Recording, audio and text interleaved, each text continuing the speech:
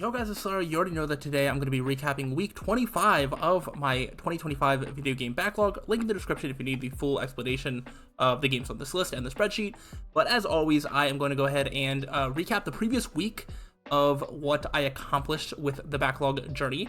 I will then dedicate a section of the video where I will talk a little bit more in depth about each of the games that I played, and then I will finish off by previewing the week ahead. So week 25 is marking almost the halfway point. So next week is going to be the halfway point of the 52-week year, and that's kind of scary because if you know where we started at hours-wise and how many we have left, we are not even close to halfway through.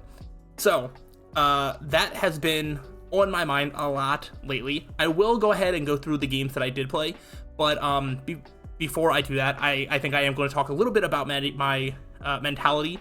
So this past week, I did some extra work, some hours at work. I'm still, I guess transitioning to a new work schedule, and so this week, over the weekend I had some time, but during since Monday, there's not been that much time to play some games. I still got a decent chunk of stuff done, which we'll get into, but I'm really just thinking of all the time that I spend not playing video games and not really dedicating to the backlog, and I'm just there's so much time that I'm still leaving on the table that really could be used to make more progress a little bit faster.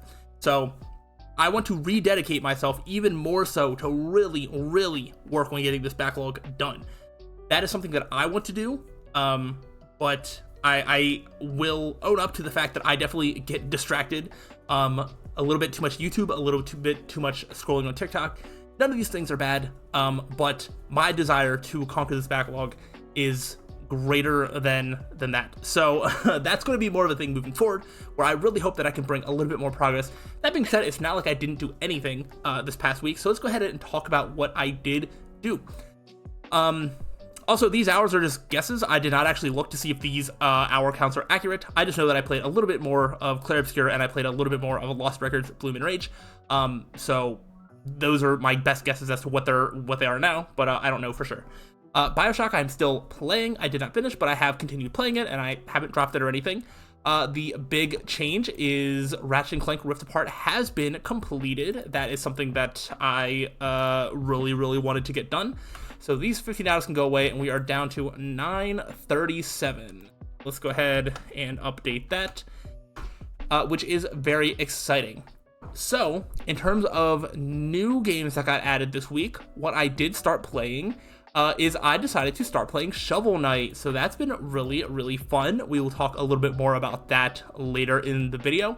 The other thing that I started doing over this past week is I did start a playthrough of the game called Date Everything, which is honestly so much fun right now. It's so far really good. So I am going to add it to here. However, I am doing a playthrough of it if you want to watch me play the game. I upload it basically as often as I get to play it. You usually get at least a few uploads a week. I will try to dedicate some time to upload that pretty consistently because I think it's really fun and it's off to a really strong start. At the time of recording this, I've only recorded 2 episodes, and those are both uploaded, and I plan on recording another one right after this video, so that is exciting. So because of that, I'm not going to dedicate a section of the video talking about my thoughts on Date Everything, because I am just going to be playing it. So if you want my full thoughts, you can just watch me play it. But in this backlog series, I will at least bring up, did I play more during the week, and that's essentially all I'll do. In the recap of the previous week section, I'll at least bring it up that hey, the playthrough's still going, but you're not going to get a deep dive as to my feelings on the game. But yeah, right now I would just say that it's fun. So that's all you need to know there. So in terms of game started, that is where we're at. That is what we did. Yeah, so I'm hoping to, like I said, make more progress on the backlog. We'll talk a little bit more about that when we preview the week ahead. So now I'm going to go ahead and just dive deeper into the games that I did play. And let's go ahead and start with the one that I probably have the most to say, because it's the game that I finished, and that is Ratchet & Clank Rift Apart. Ratchet & Clank Rift Apart was a fantastic experience and is among one of my all-time favorite platform games. 3D platformers, just the genre of game that Ratchet & Clank Rift Apart is is generally not my all-time favorite. They're ones that I appreciate, but definitely have like a ceiling as to like how much I can love them. But Ratchet & Clank Rift Apart was something that I just thoroughly enjoyed from start to finish. There was never really a time where I was overly like frustrated or I was not having fun. There wasn't like a section of the game where I'm just like, oh, why do they try and do this gimmick? This doesn't work. The pacing was really good, and to set the stage as to like what all I did is I did beat the whole main story, every main objective, as well as the like final boss and all that. And then there's this area, this sort of like hub area that you go back to a couple times that has this like these like arena challenges. There's like bronze, like silver, and like gold tier or whatever challenges, and I did complete all of those. That is the only side stuff that I really did. I touched on it before, but the side objectives don't have as good. They don't really tell you where to go as much. All the main missions are clearly marked in terms of where you need to go, which I just like the gameplay of Rift Apart with like the swapping, like getting guns, swapping between different guns and just shooting down like hordes of enemies, you know, going fighting some bosses, things like that. And I think that was really, really cool. I generally don't like trying to find the objective or find things that I need to do. I like just being pointed in the right direction and then being challenged with like, go ahead and do it. So the optional side stuff I did not do because those are not marked clearly on the map. Those are things that are, you know, you got to go out of your way for and really search for. And that is, you know, for some people. And it's just not for me. I don't really hold that against the game.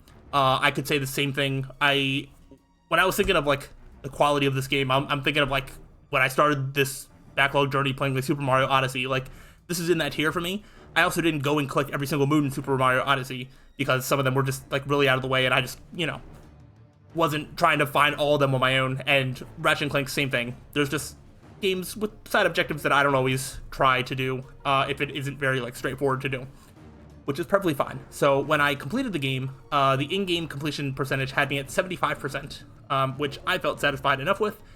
And yeah, like I said, it was a game that I just had no problem ever finding the motivation to play. I always enjoyed my time with it, and it was really, really good fun. So I am a big fan of Ratchet & Clank Rift Apart.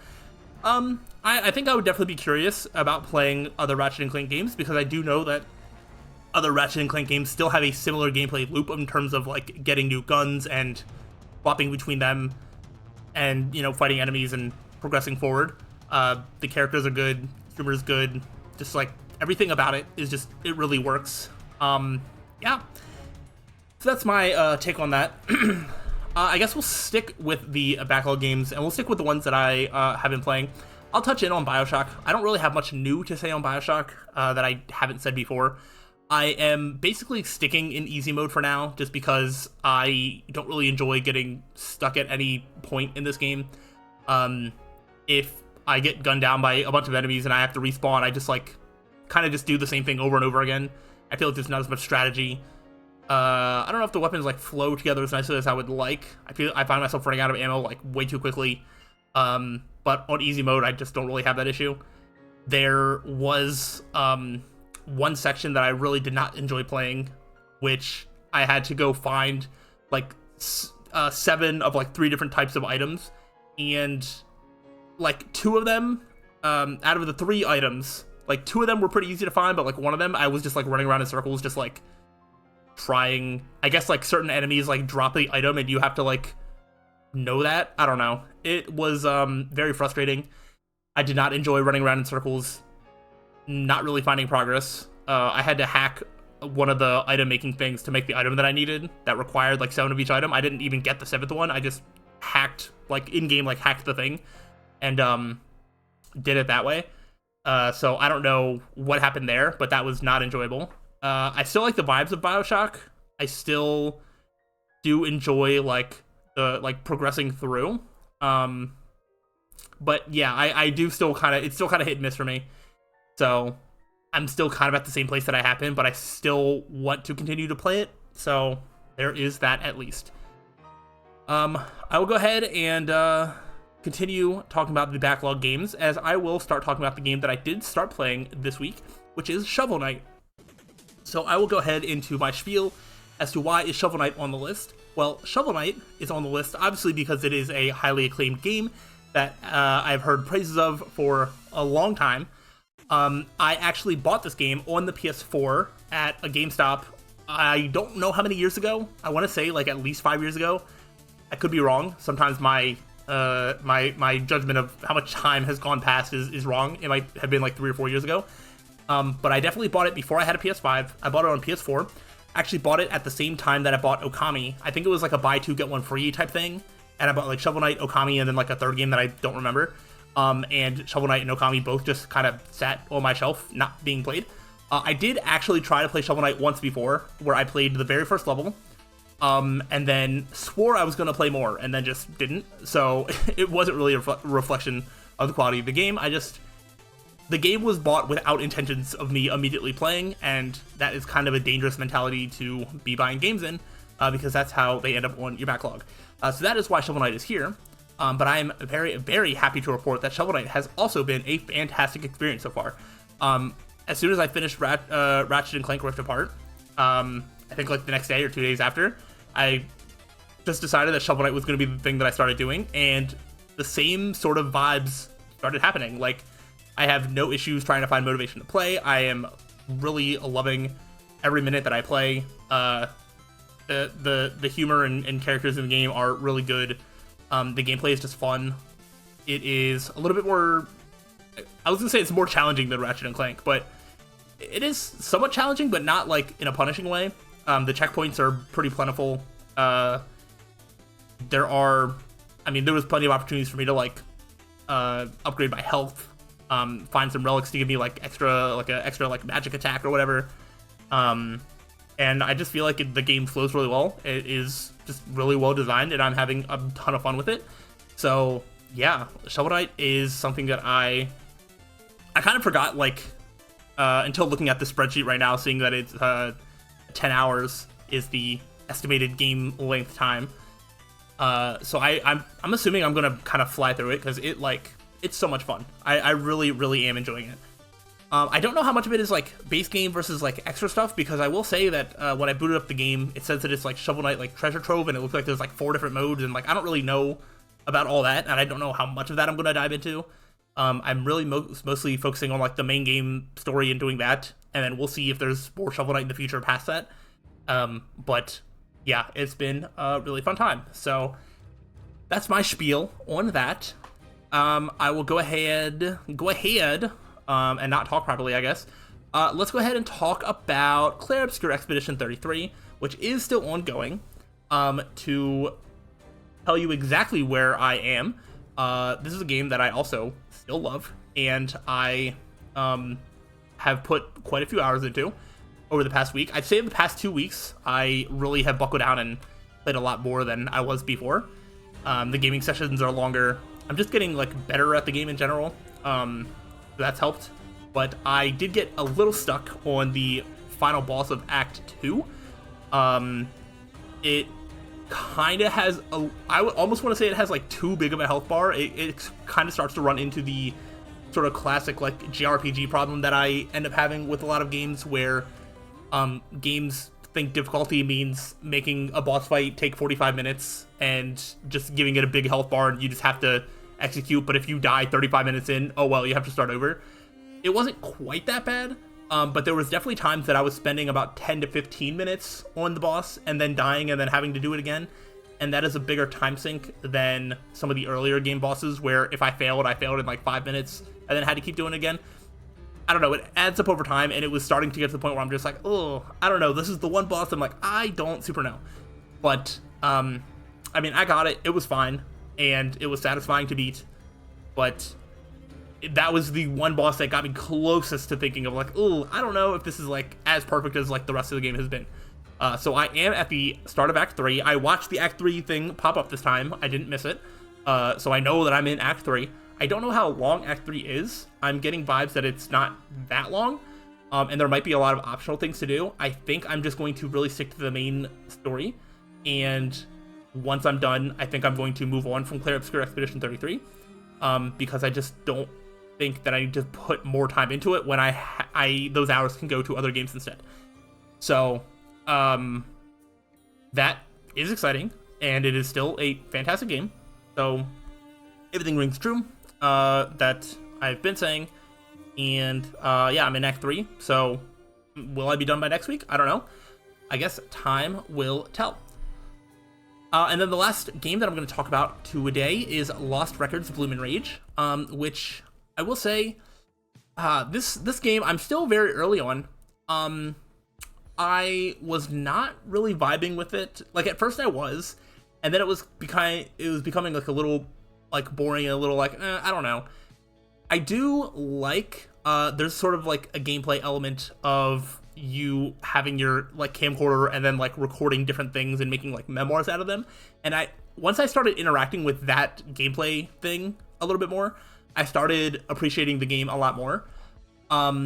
The characters, I'm still waiting for them to click, especially the main character that you play as. She's very generic, awkward, introverted, like shy girl type thing that's like the protagonist of like every kind of story like this. It's hard to explain, but I don't really see any uniqueness in her, which I'm hoping that there is a little bit more. She seems like the quiet one that just sort of like lets the characters that you meet like shine more, because the characters that you meet in like the friend group are a little bit more louder and like boisterous or whatever. I really just got past like the intro section, or I'm not entirely sure. I think PlayStation says that I'm like 14% through or something. I don't know. I think I'm like a 10th, or no, maybe a little bit more than that. I'm not entirely sure. Maybe I'm like a 5th of the way through. I don't remember what the percentage was. But I'm hoping that the characters become a little bit more interesting. I think there are opportunities for them too. But I don't know. Also, so I'll get into specifics in terms of what's happening for anyone who has played the game. But you go between present day and like the past. And in present day, you like meet at this bar. Your character named Swan meets this girl named Autumn. You're like reconnecting after like 20 years of not talking, I guess. And they are making a lot of like really heavy-handed like hints as to like, oh, something like bad happened back then. And I just want to take my guess, because I have no idea what happens. But I wonder if like one of the girls in the friend groups like dies, because I don't know what else would be something to like drive the friend group apart and be something that's like painful to revisit. But it seems like they are reconnecting to revisit some painful memories. And I actually have my eyes on one that I think could be a potential person to die, which I'm trying to remember all their names. So you meet Autumn. Nora, I think, is more like a punk chick. She's like smoking. And Swan, the main character, makes like a comment saying like, oh, I hope she's like not smoking anymore or something like that, which makes me think that she's like still alive. But then there's another girl, I think her name's Kat or something. And she, I mean, I think she could die. I don't know. That's what I'm gonna say. I don't know if it's gonna happen, but I'm just like, if that happens, I can see it. Or maybe something, I don't know. So maybe it's something else tragic entirely. I have no idea. But that's where I want to call my shot. She also has kind of a toxic relationship with her sister and her sister's boyfriend, who's like a douche. So like, she could have gotten wrapped up something with there. She could have gotten killed. I don't know. I am interested to find out where the story goes. I do hope that Swan specifically becomes a more interesting character, or at least the other characters are interesting enough that it makes it not matter anymore. But once I started interacting with the gameplay elements a little bit more, I did start having a little bit more fun. So I'm going to continue to do that, and I think that will help make the game a little bit more fun. So that is exciting. But that is everything that I have to say on that section of the video. So let's go ahead and preview the week ahead. The week ahead is going to be very interesting. So this is going to be a week where, well, I don't even know how to say this, but I work like all weekend. So I'm only going to have like a couple days off that I will be able to dedicate to playing some video games. And then I am going to PopCon in Indianapolis, which is exciting. I go there every year, and I have for like, wow, how long have I been going? Like 8 years? 7 years? I'm not entirely sure. I think it might be like 7 years, 6 or 7 years. And I'm going to be gone for like 4 days. Thursday, Friday, Saturday, Sunday. Basically 4 days. So during that time, I'm not going to be home, which means I'm not going to be able to play any video games here. What I am going to try to do is I'm going to take my 3DS and play one of these Fire Emblem games. So that is going to be my gaming backlog time, hopefully. But I can't really guarantee that I'm going to spend that much time playing video games on like Thursday, Friday, Saturday. Actually, what's probably going to happen is next week's backlog video is probably going to get recorded on Wednesday. So that's going to be, what? Saturday? Well, the rest of Friday, because I do record these on Fridays. So the rest of Friday, Saturday and Sunday, which I do work both days. Monday, which I also work. And then Tuesday, Wednesday are my 2 like days like off, which will be a little bit mix of like recording and a little bit mix of like playing video games and maybe social stuff before I like leave for a little trip. But yeah, so that's gonna be like 4 days worth of stuff to talk about in next week's backlog. So we'll see what I can do in that amount of time. But yeah, that's gonna be something. So that is something that is happening. Yeah. I don't think I'm going to really stake my claim on starting any other like new games. I do think that I am probably going to be putting a decent amount of time into Shovel Knight. Hopefully I can finish that. I would like to see if I can finish Clair Obscur. That would be great to just clear that out. And then I'm left with like Lost Records, which isn't a super long game. I think when I looked that up, I think that's expected like a 10 to 12 hour like playthrough. Date Everything is just like a playthrough that I'm doing on the channel, so I don't really need to worry about dedicating a certain amount of time to that or anything. BioShock, you know, it's still gonna just get played when it gets played, so I'm not really gonna start adding too many more games until I start working through these. But if I'm in a situation where within a couple days I'm done with Shovel Knight, maybe I'm done with Clair Obscur, I could really see myself starting to add in some more things. I have 9 Souls ready to go. I definitely want to start. I think Neo is probably going to be the long game that I start next. It's just something that is really calling my name more and more. I almost played it instead of Shovel Knight, but I wanted to get Shovel Knight. I don't know, I just felt like playing it first. But I think Neo's going to be the next long game that I play. And then I haven't forgotten about Life is Strange 2. That is probably sooner than later. So that is kind of the ones that I'm eyeing up. There aren't any new games that I need to worry about yet. We are getting a little bit closer. I know there's a couple things in July that I have my eyes on. But I really want to dedicate more time to the backlog games. And if I feel like I'm lagging behind in backlog hours and I'm putting too much time in like new game, like I am willing to maybe sacrifice some of the new game playtime hours to do some of this. So we'll see how I navigate that balance moving forward. But that is the plan moving forward, and that is my recap for week 25. Yeah, let me know thoughts, questions, comments, concerns, everything that you may or may not have to say. Well, I guess if you don't have to say them, then I don't know. But if you have anything to say, there's a comment section. And yeah, I think I covered everything that I wanted to. And next week will be the halfway point. But like I said, I'm going to be recording it super early, so that's going to be interesting. We'll see how that works. But I'm going to get out of here, and I will see you all next week for week 26. So I'll see you then. Goodbye.